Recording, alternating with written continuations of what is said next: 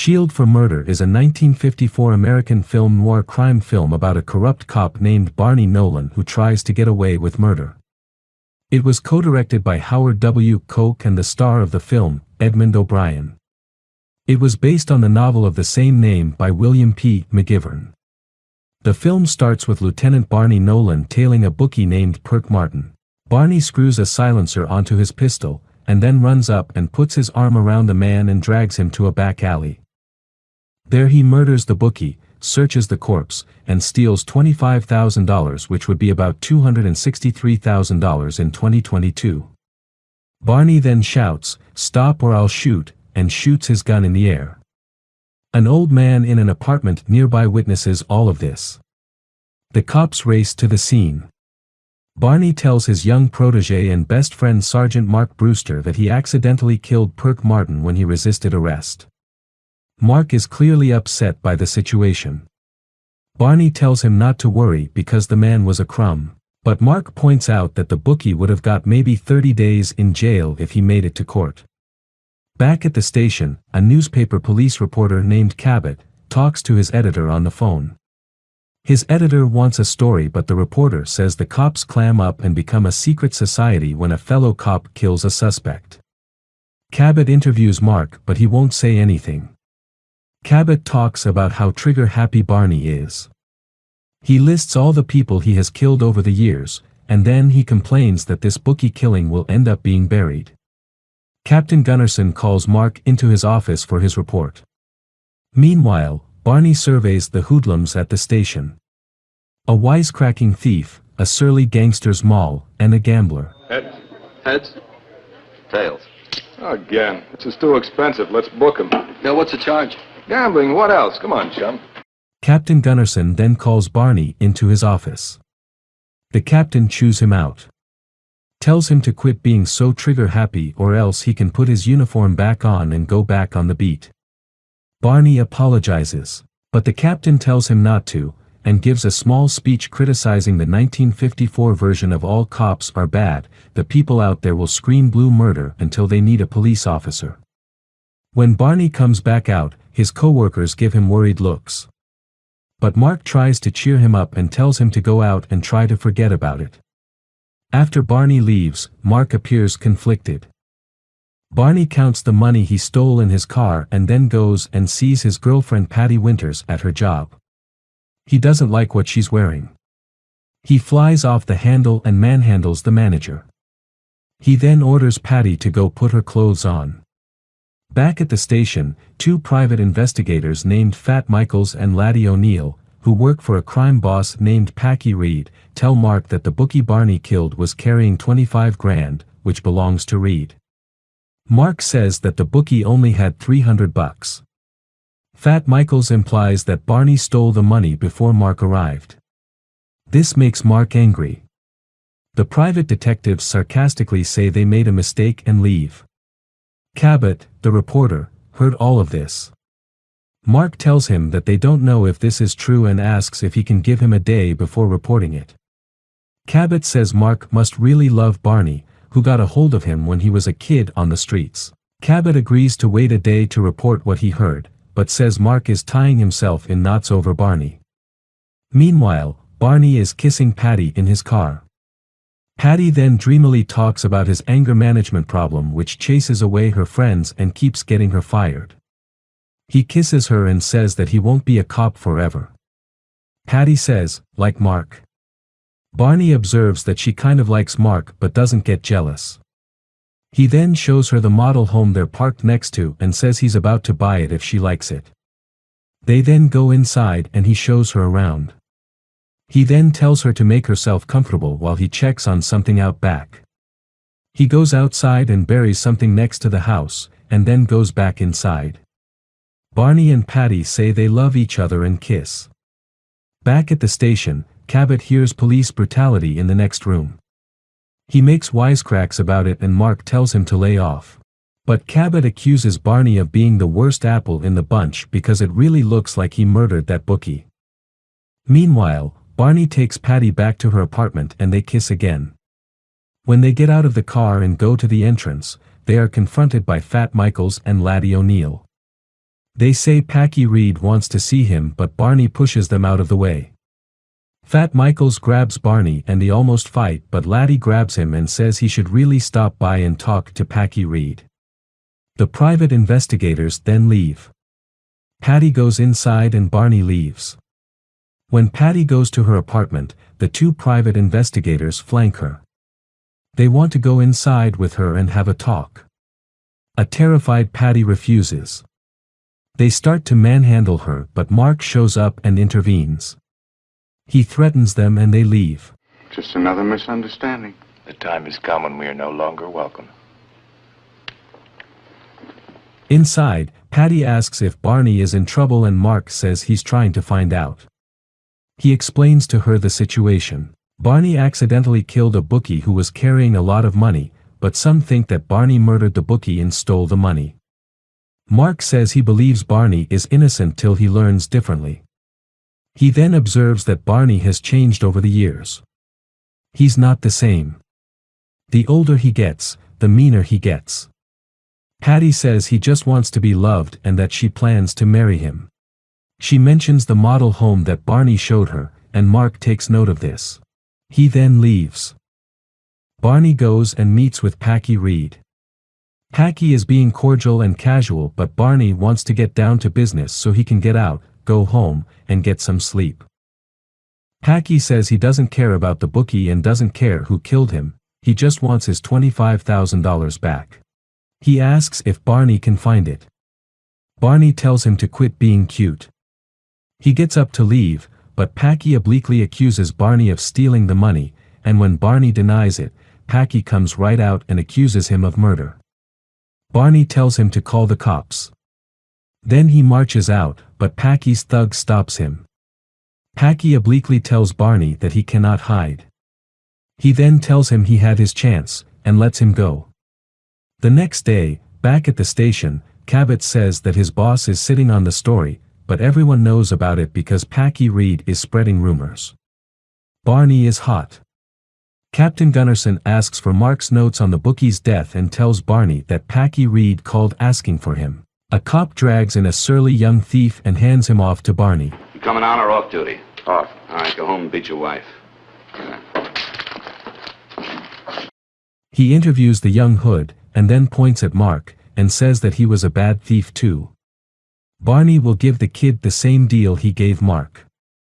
Anytime he thinks about stealing, come and see him instead to talk about it. Otherwise, if the kid gets caught, he'll personally make sure he goes to prison forever. Barney gives the kid some money and then Mark takes the kid home. Captain Gunnarsson introduces Barney to a man from the district attorney's office, who wants more details about the bookie's death. As the two go over it all, a man enters the station. It is the man who saw Barney murder the bookie. He goes to the district attorney assistant and hands him a note, and then he indicates that he is deaf and mute. The district attorney assistant hands the note to Barney and goes back to writing. Barney reads the note. It says the man saw everything, and that the newspapers are getting it wrong. Barney finds the situation disconcerting. The deaf-mute does not appear to recognize Barney. He writes a note, telling the deaf-mute he'll send someone later to see him. Mark goes to visit Patty so he can ask her some more questions. After he does, and it's clear he's trying to find where Barney might have hid the money if he stole it, Patty gets angry. But Mark says he's just doing his job. He asks her if Barney left her at any time at the model home. She says no. He accepts this and then leaves. At the deaf-mute's apartment, while he waits, he writes out everything he saw. Barney shows up looking grim. The deaf-mute is about to hand Barney what he wrote when he recognizes him. Barney grabs the man and angrily offers him money, but the man doesn't understand. Out of frustration, he throws the man across the room and picks up the pad to write, but then sees that he killed the man. He covers up the killing by throwing the body down the stairs, and then he runs away. Meanwhile, Patty calls the station looking for Barney. They say he went home sick. She is surprised by this. She hangs up and leaves her apartment. Barney sits at a bar at a restaurant. He goes and calls Patty's workplace, but she's not there. He calls her home, but she's out. He goes back to the bar, and Morticia Addams hits on him. He is not interested. But when a uniformed cop enters, he takes her to a booth. Back at the deaf mute's place, Mark investigates his death. He finds what the man wrote and reads it. He tells the uniform officer that they now have a murder scene. Back at the bar, Morticia gets drunk and babbles. Barney mentions he's a cop and says his old uniform is in his basement. She kisses him and he pushes her away and goes and calls Patty again. She runs in and answers. She says Fat Michaels and Laddie O'Neill came by after he left last night. He gets angry when he hears they touched her. She says Mark has been coming by too. He takes note of this, and then tells her to go to bed. He then looks up a number and calls it. Later, while Morticia eats, Barney waits. Finally, Sheriff Lobo and Laddie O'Neill show up. He goes and sits with them. They ask if he brought the loot. Suddenly, Barney goes full Joe Pesci and brutally pistol whips them. Everyone is horrified.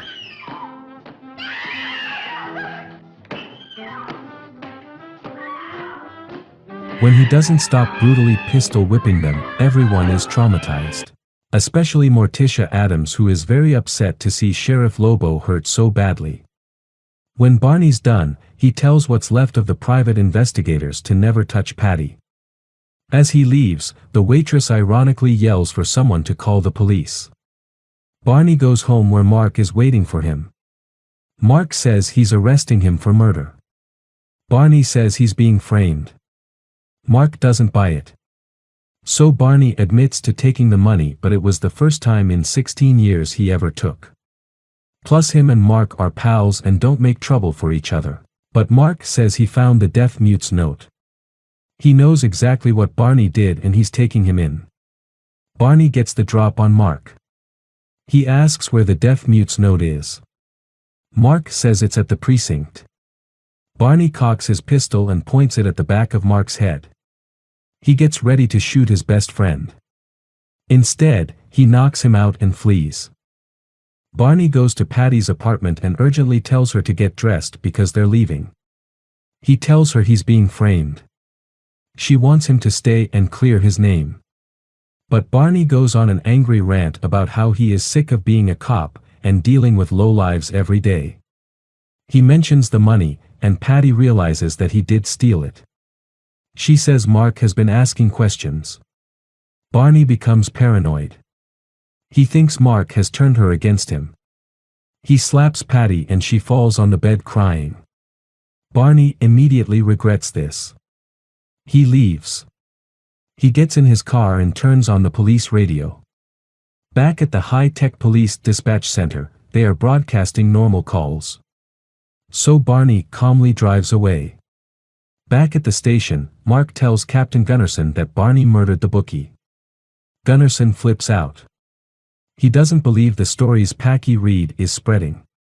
But then Mark gives him the deaf mute's notepad. Gunnarsson reads it. He then calls everyone into his office. He tells them Barney has gone sour. He gives a speech about how every cop in the nation is going to look bad when this story breaks. And then he tells them to hunt Barney down before he kills again. They all leave and Gunnarsson offers to help Cabot with his news report. Meanwhile, Barney hears dispatch ordering cops to call their precinct about a murder suspect at large. Barney goes to a call box and after a motorcycle cop uses it and leaves, he uses it and learns that he's the suspect. He runs home and puts on his old police uniform. As he leaves, he's spotted by a cop, who is fooled by his disguise. Back at the station, Gunnarsson orders all streets blocked. He wants to get Barney before Central Headquarters takes over. Mark says Patty has disappeared. Gunnarsson thinks she's going to meet him, but Mark disagrees. They make a bet. The next day, Barney is hiding out at a safe house for $500 a day, which would be about $5,000 a day in 2022. When a smuggler arrives, Barney tells Mel Cooley to go get him a sandwich. Mel gouges him for it. It'll cost $10, which is about $100 in 2022. When he leaves, the smuggler shows Barney the newspapers. Barney is a hot commodity. He says getting him to Argentina with a passport and other expenses will cost $15,000, which is about $160,000 in 2022. Mel Cooley returns with the sandwich. He's completing night school at a high school and suggests the deal be done at the men's locker room there. Barney agrees to this. Back at the station, Patty shows up. When her and Mark talk, she reveals that Barney left her alone at the model home for a minute to go outside. Mark realizes that the money is there, and leaves. Later that night, a 40-year-old man is taking a shower at the high school. In the locker room, Barney meets with Ben, the smuggler's assistant. They make the deal, but are interrupted by Sheriff Lobo with a bandage on his head. It was all a setup, orchestrated by Packy Reed. Ben checks the money. It's fake. Sheriff Lobo orders Barney to take them to the dough. Barney punches Ben and runs away. Sheriff Lobo chases him to the natatorium where they have a shootout. Barney kills Sheriff Lobo. A lot.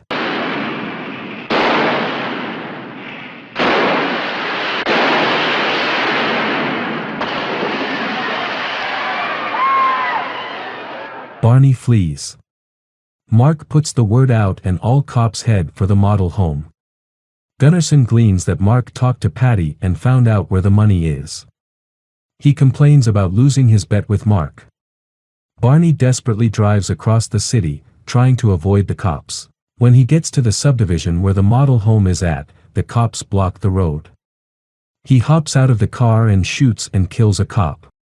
Barney runs to the model home and digs up the money. He opens the bag and looks at it and then runs away.